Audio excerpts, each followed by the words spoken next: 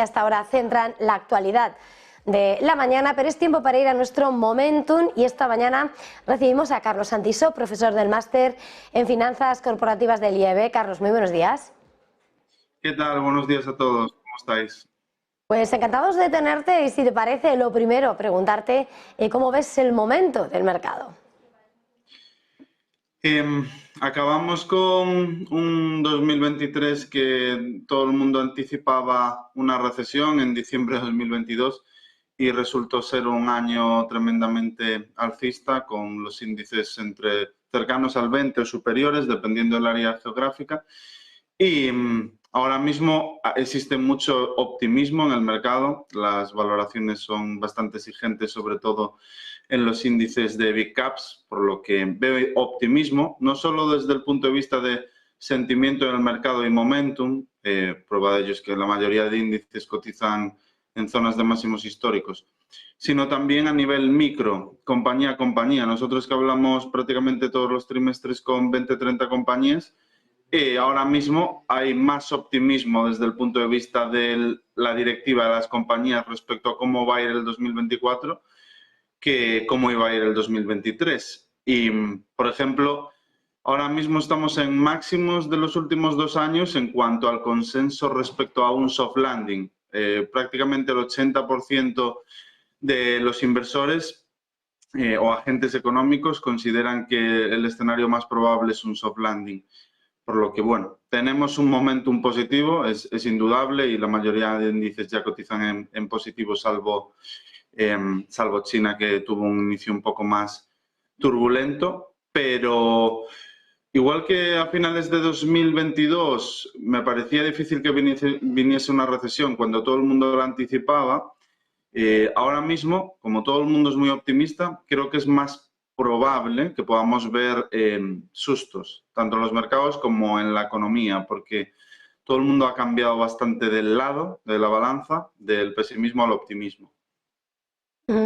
Mirando a lo que sí es más que optimismo, sino expectativas, la gran expectación gira esta semana en torno a la reunión de la Reserva Federal. Jerome Powell habla unos días después del Banco Central Europeo, pero se da por descartado que no haya cambios en política monetaria, pero el discurso va a tener la clave. ¿Qué esperáis de esas? Pues como bien indicas, probablemente no haya cambios, tienen una actuación complicada porque la economía sigue fuerte, el mercado laboral, que al final es uno de los principales indicadores para tomar decisiones en cuanto a política monetaria, sigue fuerte.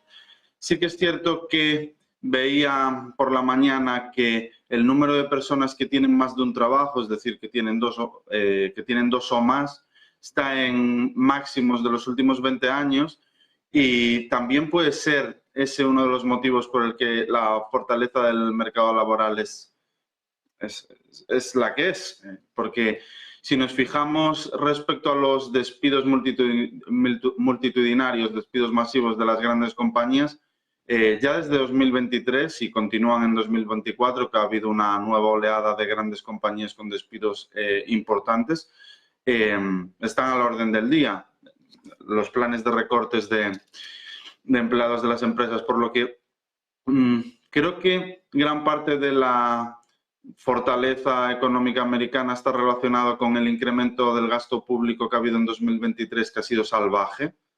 No dista demasiado, aunque está por debajo, pero no dista demasiado al que ha habido en el COVID, que también había sido único en la historia.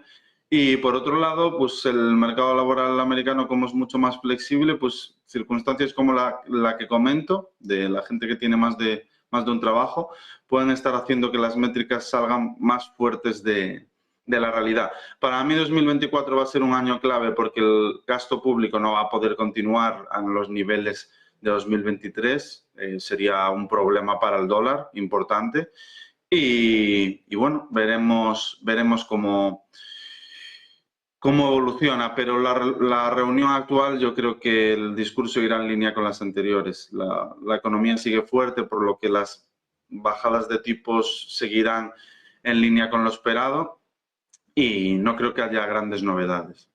Mirando a la eurozona, más allá de lo que sea el camino a seguir también por el Banco Central Europeo, que Christine Lagarde, hoy el propio de Guindos ha dicho que el BCE no responde al calendario, sino a los datos, minimizaba el impacto que pueda tener la crisis en el Mar Rojo y apuntaba como de alguna manera está convencido a que Alemania se va a recuperar, pero dice que necesita cambios.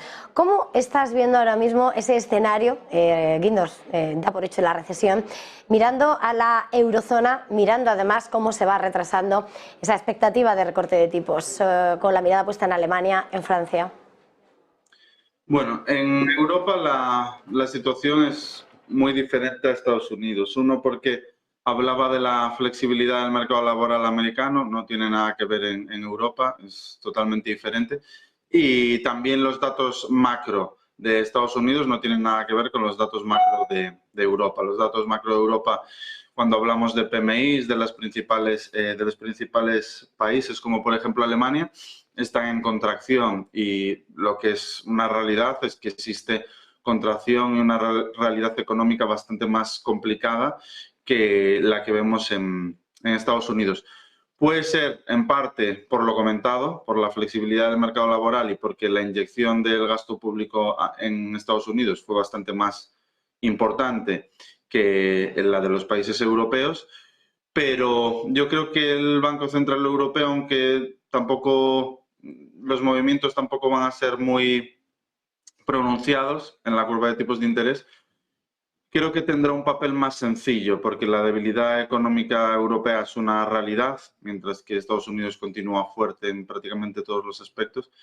Y da igual las áreas geográficas, nosotros hablamos con compañías de países nórdicos, compañías francesas, y es cierto que aunque 2024 hay un optimismo superior a 2023, sigue siendo un año que va a ser complicado. Pues si hablamos de volúmenes en el sector del vidrio seguramente haya contracción, en el sector del cacao también los volúmenes se contraerán. En definitiva, la mayor parte de los sectores no van a vivir un año bueno, pero en mi opinión será ligeramente, bueno, en mi opinión no, en palabras de las directivas de las compañías, será ligeramente mejor que el que tuvimos en 2023. Entrar a hablar de estrategia está señalando de alguna manera y a tenor de las declaraciones de los directivos de las compañías con las que estáis en contacto.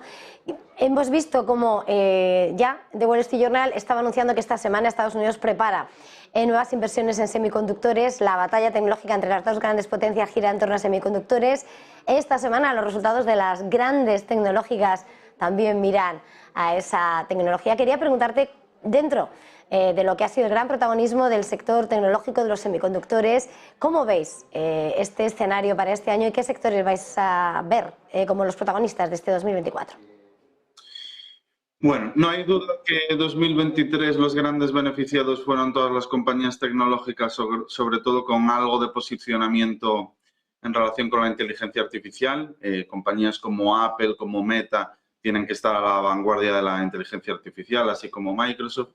Y la demanda de semiconductores también está muy relacionada con esto, son muy necesarios.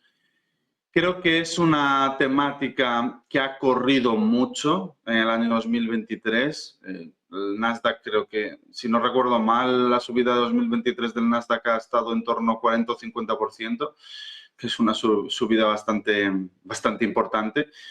Y, sinceramente, compra con el rumor, vende con la noticia. Yo creo que a pesar de que pueda parecer que seguirán siendo los sectores o las temáticas más atractivas, yo creo que a día de hoy ya está muy en precio todo lo vivido y todo lo que estamos comentando, y yo me posicionaría más en sectores que están más perjudicados. Pues muchos sectores que se consideran de altísima calidad, pues por ejemplo consumo defensivo, como puede ser Nestlé, una compañía que históricamente siempre se ha considerado de altísima calidad, lleva una caída del 30%.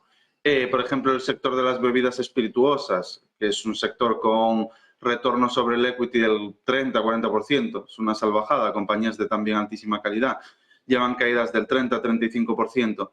Yo creo que por ahí puede empezar a haber grandes oportunidades porque son perfiles de compañías que son muy resistentes a las crisis. Y luego, en el sector industrial también hay compañías de altísima calidad que cotizan a valoraciones muy atractivas.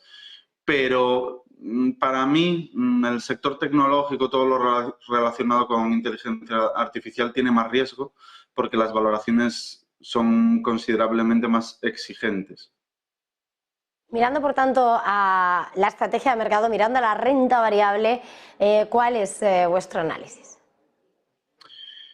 Nuestro análisis en renta variable es que las grandes compañías o big caps, que es lo que predomina en los principales índices del mundo, en el S&P 500, Eurostoxx 50 y demás, todos los de referencia, cotizan a valoraciones exigentes y, en mi opinión, desde estos niveles hay más que perder que ganar. Y en sectores como los que acabo de comentar hay oportunidades atractivas y sobre todo en el espectro de pequeñas compañías o small caps hay grandes oportunidades. Me inclinaría más hacia ahí. Para los próximos 5 años, comprando el S&P 500 o el MSCI World, es muy difícil obtener retornos satisfactorios desde estos niveles. En cambio, si pescamos en el mundo de pequeñas compañías o en sectores que estén más afectados como los que comenté, podríamos llegar a conseguir rendimientos de doble dígito, que es lo que deberían de buscar los inversores de renta variable. Y antes de terminar, mirando al mercado de bonos, hoy por cierto que vemos como las rentabilidades están retrocediendo. En 4.10 está el Treasury americano y por cierto que vamos a conocer el calendario de subastas del Tesoro estadounidense. ¿Cuál es ese análisis en renta fija?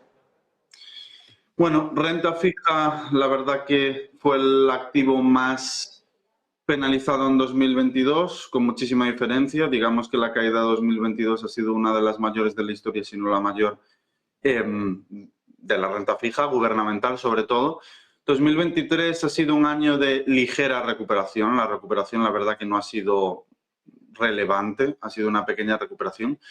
Y veremos 2024. La verdad que yo soy optimista respecto a la renta fija gubernamental porque ante todas las incertidumbres y situación económica es un tipo de activo que protege de las recesiones, que en recesiones suele hacerlo muy bien.